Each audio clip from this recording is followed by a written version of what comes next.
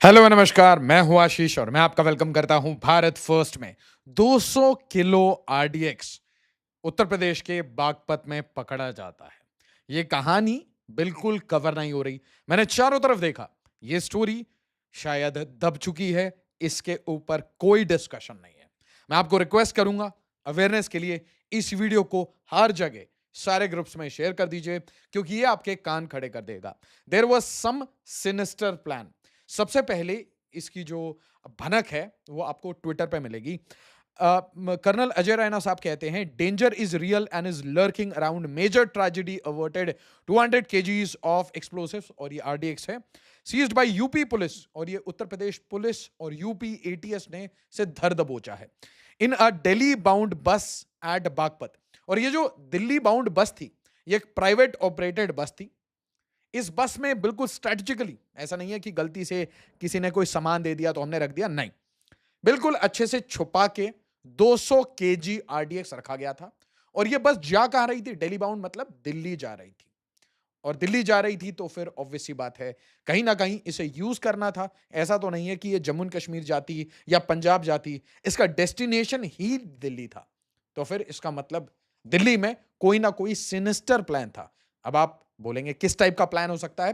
तो बड़ी सिंपल सी बात है, अलग अलग लोकेशंस पे छोटे मोटे, मैं कहूंगा हिट्स, या फिर एक मेगा टारगेट, एक सिंगल टारगेट। और इसमें पॉलिटिकल टारगेटिंग भी हो सकती है, इसमें एक बहुत बड़ा नॉइज भी हो सकता है, ऑल्टरनेटिवली इसमें रिलीजियस फिक्चर्स, जैसे कि आपने अक्षरधाम का अटैक देखा था, इस टाइप के अटैक्स की बदबू आ रही है, क्योंकि ये प्लान काफी अजीब है। 200 kg explosive were seized from private bus in Bagpat. Two men, Uzair and Shahnawaz, has been arrested. और ये 30 के अंदर की एज है इनकी। और मैंने देखा एक्स डीजीपी विक्रम सिंह साहब इसके ऊपर बोल रहे थे, तो ही सेड कि एक सिनिस्टर प्लान चल रहा है दिल्ली और उसके अराउंड। दिल्ली एनसीआर को दहलाने की कोशिश हो रही है। ऐसे ही कुछ आपको तार तब दिखेंगे जब आप चांगुर बाबा का केस कनेक्ट करेंगे। और जब भी आप ऐसी कहानियों के बारे में डिस्कस करेंगे तो यूजुअली इसे लोग कवर नहीं करते, इसे एक तरीके से इग्नोर कर दिया जाता है। ट्विटर के अलावा मैंने न्यूज को स्कैन किया तो एक ऑर्गेनाइजर में ये न्यूज छपी थी, बट आज तक में एक हिंदी में ये न्यूज कट आउट था, बाकी सारे लोकल न्यूज़पेपर्स। तो बहुत कम कवरेज है। और आप लोकेशन देखिए, बागपत, मीरठ, न्यू दिल्ली, फरीदाबाद, गुड़गांव। तो मतलब कुल मिला के टारगेट क्या था? टारगेट एनसीआर था, दिल्ली एनसीआर, मल्टीपल टारगेट्स या फिर एक सिंगल बिगर टारगेट। अच्छा, अब आप बोलेंगे कि इसका टिप ऑफ कहां से पता चला? तो इसमें भी दो बातें आ रही हैं। एक तो कि चाइनीज एमएसएस ने इसके ऊपर, और मैं कहूंगा ये स्पेक्युलेटिव है कि भाई चाइना की इंटेल वो क्यों आपको अलर्ट करेगी, क्योंकि नेचुरल सी बात है, इसके तार आपको एंड में बॉर्डर पार ही मिलेंगे। जिस तरीके से मैंने आपको कल ये बहुत क्लियरली बताया कि बांग्लादेश में इशाक डार ये मिलने जाता है, वहां पे जाके जमात इस्लामी से मिलता है और बोलता है कि 1971 के घाव को भूल जाओ और वापस से एक नॉलेज कॉरिडोर स्टैब्लिश करो। उस टाइम में काफी फनी लग रहा था, हम इसका मजाक भी उड़ाते हैं, बट आपको सीरियसली देखना पड़ेगा। Joint operation UP police and ATS. ATS बनाया क्यों जाता है, क्राइम ब्रांच क्यों बनाया जाता है, स्पेशल सेल क्यों बनाया जाता है, आपको समझ आएगा।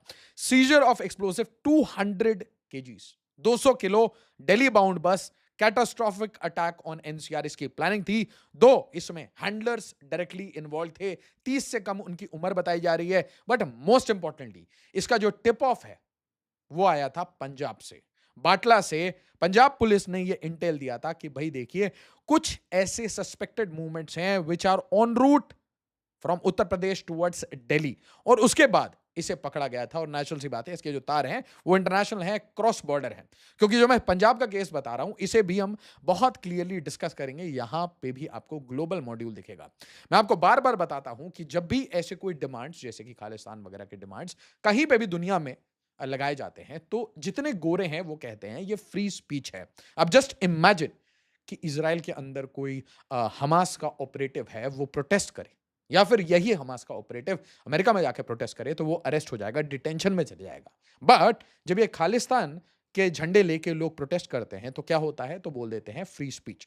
इसका मतलब यहां पे गोरे इन्वॉल्व रहते हैं, गोरों को पता होता है, क्योंकि इनका जो इंटेल नेटवर्क है, फाइव आईज है, वो बहुत क्लियरली ऐसे चैटर को बहुत पहले पिक कर लेता है। अगर आपको इसके बारे में कुछ डिटेल्ड वीडियो देखनी हो तो मैं आपको सजेस्ट करूंगा, एडवर्ड स्नोडेन को देखिए, एक बढ़िया सी मूवी है, उसे बहुत गौर से देखिएगा तो आपको समझ आएगा कि एक छोटी सी चैटर भी वो पिक करते हैं, इंक्लूडिंग आपकी सोशल मीडिया के डिस्कशंस। और इसलिए मैं बार बार कहता हूं कि ऐसी वीडियोस भी, ये भी फ्री नहीं है, और इसीलिए भारत को आत्मनिर्भर बनना पड़ेगा। बट मोस्ट इंपॉर्टेंटली, ऑपरेशन सिंदूर से काम नहीं चलेगा, भारत को इंटरनल क्रैकडाउन की जरूरत है, और ये मैसिव स्केल में जरूरत है। इसमें पॉलिटिसाइजेशन नहीं होनी चाहिए, क्योंकि देखिए, ये पंजाब में आम आदमी पार्टी है, दिल्ली में बीजेपी की सरकार है, उत्तर प्रदेश में बीजेपी की सरकार है, बट पुलिस को कोऑर्डिनेटेड तरीके से काम करना होता है, इंटेल को कोऑर्डिनेशन करनी होती है, और इसीलिए टिप ऑफ पंजाब से आया है। तो इमटेरियल आपके स्टेट के हैं, किस पॉलिटिकल पार्टी से बिलोंग करते हैं, क्या आइडियोलॉजिकल है, national security should be primordial.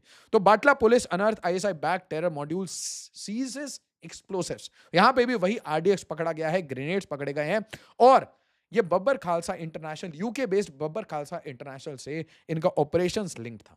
और फिर से वही पुराना मॉड्यूल कि भाई किसी ना किसी तरीके से ऐसे हिट्स पंजाब के एरिया में करना है।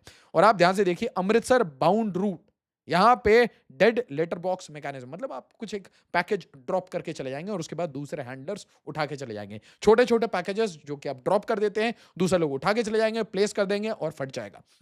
That is the whole game. But यहां पे होता क्या है, इस कॉन्स्पिरेसी को अनर्थ करने के कारण पंजाब पुलिस को टिप ऑफ मिलता है। इस टिप ऑफ के बाद आपकी एजेंसीज अलर्ट करती हैं यूपी सरकार को, यूपी पुलिस को, यूपी एटीएस यहां पे धर दबोचती है। बट ये एक लार्जर कॉकस है, ये एक लार्जर क्रिमिनल नेटवर्क है, और मैं आपको हमेशा से सिखाता हूं कि कभी भी पॉलिटिकल करप्शन होता है या क्रिमिनलाइजेशन ऑफ पॉलिटिक्स होता है, उसके कारण आपका सिस्टम, आपका तंत्र वो वीक हो जाता है। तंत्र मतलब आईएएस, आईपीएस, ब्यूरोक्रेसी, तो जूनियर इंजीनियर से लेकर टॉप डीजीपी लेवल तक आप पेनिट्रेट कर सकते हैं अगर आपका ओवरऑल पॉलिटिकल सिस्टम उसमें हैवी करप्शन हो। और क्या भारत में पेटी करप्शन भी है, क्रोनी कैपिटलिज्म भी है, मतलब दोनों टाइप के करप्शन है? जी हां। और जैसे ही ये सिचुएशन किसी को मिलता है तो उसे समझ आता है कि हम क्राइम्स कर सकते हैं, और क्राइम्स को छुपाने के लिए, दबाने के लिए हम पैसे दे सकते हैं। 200 केजी आरडीएक्स कोई मजाक की बात नहीं है। बट ये कहानी कम कवर की जा रही है, मतलब बहुत लोगों को चुप रहने भी बोला जाता है। अब आप जरा सोचिए कि जैसे ही क्राइम बन गया, एक क्रिमिनल सिंडिकेट बन गया, तो मैं अब मल्टीपल अलग अलग क्राइम्स कर सकता हूं, चाहे पाउडर का गेम हो, चाहे गन रनिंग हो, उसी तरीके से चाहे कन्वर्जन रैकेट करना हो, चाहे लोगों की प्रॉपर्टी को हथियाना हो, चाहे आपको भू माफिया बनना हो, सैंड माफिया बनना हो। तो जैसे ही आपने एक करप्ट पॉलिटिकल सिस्टम को चलाया तो आपकी ब्यूरोक्रेसी करप्ट हो गई, और इन दोनों के कारण आपके बिजनेसमैन भी करप्ट हो गए, और उसके कारण क्या होगा कि जो क्रिमिनल्स हैं वो ऑर्गेनाइज क्रिमिनल गैंग्स बना लेंगे, और एंड में आता है लास्ट लेयर। इस पूरे सिस्टम को, तंत्र को एक्सप्लॉइट कौन करेगा? लेट्स से यूके में बैठा कोई आदमी, या फिर पाकिस्तान का कोई हैंडलर जो कि दुबई से ऑपरेट कर रहा है, क्रिप्टो करेंसी में डील कर रहा है, या फिर हवाला ट्रांजैक्शंस कर रहा है। अब कुछ ऐसी ही खबरें, टेरर और wings pigeon carrying warning to blow up Jammu railway station caught. अब आप बताइए, ये ब्लोइंग अप की बात होती है, ये बिना आरडीएक्स के या फिर टीएनटी के नहीं होता, और आरडीएक्स इतनी मात्रा में अवेलेबल हो एक नॉर्मल सी प्राइवेट बस में, दिस इज वेरी सीरियस। अब आप बोलेंगे तंत्र सर, आपने तंत्र तंत्र कह दिया, तंत्र का मतलब देखिए क्या होता है। 2 Jammu and Kashmir government employees dismissed over terror links. क्यों होता है ऐसा? J and K Hizbul Mujahideen sleeper cell busted, ओजीडब्ल्यूज arrested link to cross border terror handler. तो इसका मतलब आप एक चीज समझिए कि आपका तंत्र, चाहे जम्मू एंड कश्मीर के एम्प्लॉइज हो, गवर्नमेंट एम्प्लॉइज हो, या फिर कोई सेल हो, कोई मॉड्यूल हो, चाहे चांगुर बाबा हो, ये 200 किलो का आरडीएक्स हो, या फिर सीआरपीएफ के ऑफिसर मोती राम जाट, कभी आपको ये पैटर्न जैसलमेर में दिखेगा, कभी उत्तर प्रदेश में दिखेगा, कभी पंजाब में दिखेगा। तो याद रखिए, जो सामने वाले ओपोनेंट है, और इसलिए भारत को शत्रुबोध की जरूरत है, इसकी थरो इन्वेस्टिगेशन होनी चाहिए, सारे तार कनेक्ट होने चाहिए, all dots must be connected. और अगर ये कहीं ना कहीं किसी भी पॉलिटिकल लीडर, तंत्र के किसी भी मेंबर को यूज करके ये काम होता है, तो that person should be behind bars. ये सबसे इंपॉर्टेंट है। एंड मोस्ट इंपॉर्टेंटली, जो क्रॉस बॉर्डर गेम्स होते हैं जिसके कारण इंडिया में अलग अलग स्टेट में अलग अलग मॉड्यूल्स चल रहे हैं, इनके पूरे तार को खोलना बहुत जरूरी है। अगर ये नहीं खुलता तो आप हमेशा ससेप्टेबल रहते हैं। जब भी आप एक्सटर्नल एनिमी से लड़ रहे हैं तो इंटरनली आपको वीक किया जाएगा। कुछ ऐसी ही कहानी हेमंत बिश्व शर्मा साहब ने बताई थी सिलीगुड़ी के बारे में। अब आप देखिए, आप सिलीगुड़ी के बारे में सोच रहे थे और मैं आपको अभी बता देता हूं, जब नागपुर में राइट्स हुए थे तो उसमें बांग्लादेश का एंगल आया था, जब मालदा मुर्शिदाबाद आया था तो उसमें बांग्लादेश का एंगल आया था। और अब मैं आपको यह बता देता हूं कि ये जो बैन लगा है गेमिंग एप्स पे, बेटिंग एप्स पे, तो इसमें एक स्पेक्यूलेशन है कि भाई कुछ ना कुछ यहाँ पे ORF, Reliance, prime minister Modi, ये वाला रिलेशन है। एक ऑपोजिट साइड ये है कि टेरर फाइनेंसिंग बहुत धड़ल्ले से एप्स के थ्रू चल रही है, गेमिंग एप्स के थ्रू चल रही है, फंडिंग चल रही है। उसी तरीके से क्रिप्टो में चल रहा है, हवाला में चल रहा है। और इसीलिए आप इसको पूरे एक ऑर्गेनाइज क्रिमिनल सिंडिकेट की तरह समझिए। और इसे जब तक भारत रूट आउट नहीं करेगा, हम कभी भी अपने स्ट्रैटेजिक गोल्स नहीं अचीव कर पाएंगे। हम ये डे टू डे फ्रिक्शंस में लड़े पड़े रहेंगे। और याद रखिए, अगर ये बम गलत जगह टारगेटेड थे, अगर स्ट्रैटेजिक जगह ये बम लगने थे और वो एक्सप्लोजन हो जाता, it's good that we have saved, but we need to understand कि अगर ये एक्सप्लोजन हो जाता तो एंड गोल इनका, याद रखिए, यही होता है कि हिंदू मुसलमान के राइट्स हो जाए, वापस से इंडिया बदनाम हो, वापस से इंडिया डिरेल हो जाए। साथ ही साथ आपको जियोपॉलिटिकल कॉन्टेक्स्ट, ग्लोबल इवेंट्स को कनेक्ट करना पड़ेगा। भारत अमेरिका के रिश्ते खराब हैं, मतलब एक समझ लीजिए आप, पूरे वेस्ट के साथ भारत के रिश्ते अच्छे नहीं चल रहे। Prime minister Modi Donald Trump का फोन नहीं ले रहे। और याद रखिए, ऑपरेशन सिंदूर पॉज में है, India will respond with full force to terror threats. ये बिल्कुल क्लियर रेड लाइन भारत ने ड्रॉ कर दिया है। हम अपने, आप समझिए, नो टाइम हम क्यों लगाते हैं, हम अग्नि क्यों ट्राई करते हैं, वाई आर वी ट्राइंग अग्नि 5, हम उसे क्यों टेस्ट कर रहे हैं, नो टाइम्स क्यों चला रहे हैं, क्यों ऑपरेशन सिंदूर पॉज पे है। तो आप ये समझिए, ये मैक्स अलर्टनेस के लिए है। और इसीलिए अगर आप टॉप सिटीज में हैं, आप किसी भी जगह में हैं जहां पे आपको ऐसे अनटूवर्ड इंसिडेंट्स होने की आशंका लगती है, कोई ऐसी सस्पिशियस इवेंट्स, कोई ऐसी मूवमेंट देखते हैं, तो तुरंत एक ईमेल लिखिए एनआईए को। किसी को नहीं, सिर्फ एनआईए को, एमएचए को आप ये मेल करिए।